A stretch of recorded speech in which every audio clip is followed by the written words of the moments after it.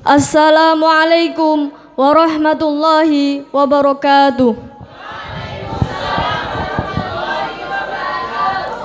Innal hamdalillah nahmaduhu wa nasta'inuhu wa nastaghfiruhu wa na'udzu billahi min syururi anfusina wa min sayyiati a'malina may yahdihillahu fala mudhillalah wa may yudlilhu fala hadiyalah. Rabbi shrah li sadri wa yassir li amri wahlul 'uqdatam min lisani yafqahu qawli. Amma ba'd.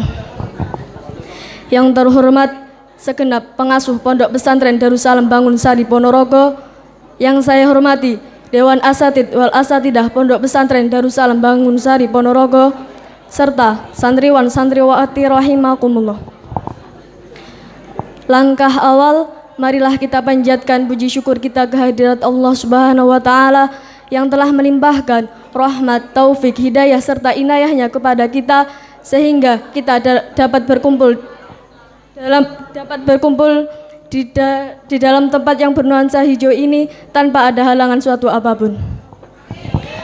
Kedua kalinya, sholawat serta salam semoga tetap tercurahkan kepada junjungan kita, Nabi Agung, Nabi besar, baginda Rasul Muhammad Sallallahu Alaihi Wasallam, yang telah membawa kita dari zaman jahiliyah menuju zaman Islamiyah, dan yang kita nantikan syafaatul ummahnya min yaumi hadza ila yaumil qiyamah.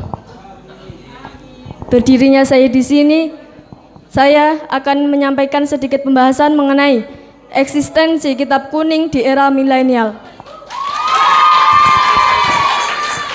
Berbicara eksistensi kitab kuning di era milenial, maka tidak akan ada habisnya apabila kita menggambarkan peran ulama dan pesantren-pesantren dalam melestarikan dan menjaga ajaran-ajaran agama Islam yang ada di dalam kitab kuning melalui metode-metode sorokan, bandongan, weton, atau metode-metode yang lainnya.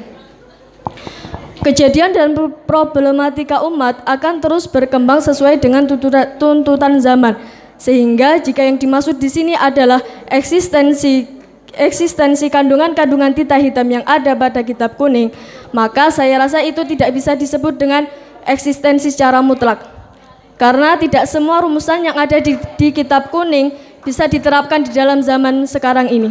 Ada beberapa rumusan yang sangat erat kaitannya dengan perubahan zaman, sehingga kitab kuning terus mengalami pengembangan pemahaman atau yang kita kenal dengan kitab kontemporer. Dan ini dibenarkan di dalam kaidah fikih sebagaimana para ulama al-muhafadzatu ala qadimi sholih wal ahdu bil jadidil aslah, yakni memelihara tradisi lama yang baik dan menerima tradisi baru yang lebih baik.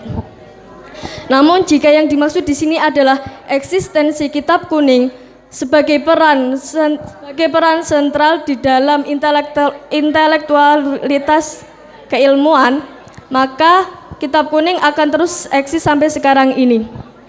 Karena kestiqohan kitab ulama yang dibuat, karena kestiqohan kitab ulama yang dibuat dulu beserta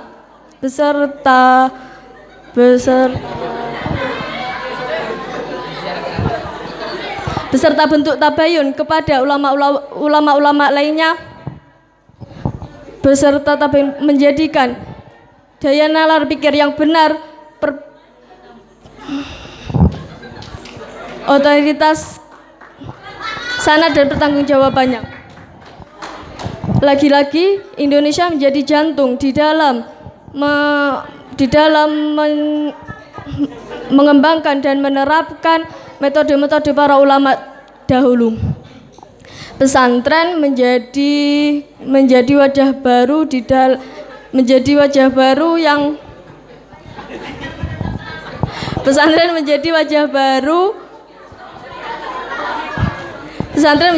baru sebelum zaman sebelumnya.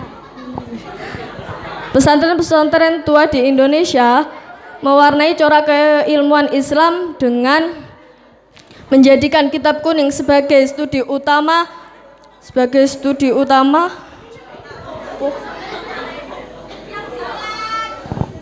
yang jauh sudah ada sebelum pendidikan formal.